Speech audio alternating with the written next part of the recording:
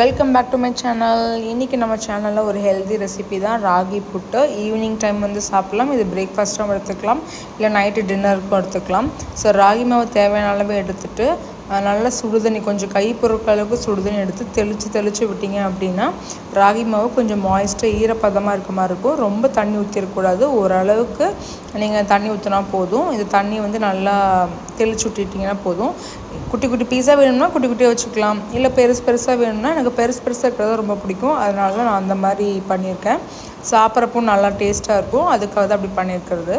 So இதை வந்து நீங்கள் இந்த மாதிரி பேன்லேயே பண்ணிக்கலாம். இட்லி பாத்திரத்தில் தான் வைக்கணும்னு அவசியம் இல்லை. இந்த மாதிரி பேனில் இட்லி பாத்திரத்தை வச்சு மூடிட்டிங்கன்னா போதும். அதுக்கப்புறம் வெந்ததுக்கப்புறம் பார்த்திங்க அப்படின்னா நல்லா மாய்ஸ்டியாக இருக்கும். அப்போ தேங்காயும் நாட்டு சர்க்கரையும் போட்டு ஆட் பண்ணி சாப்பிட்டீங்க அப்படின்னா ஒரு ஹெல்த்தியான ஈவினிங் ஸ்நாக் ரெடி. மறக்காமல் சேனலுக்கு சப்ஸ்கிரைப் பண்ணிடுங்க. தேங்க்யூ.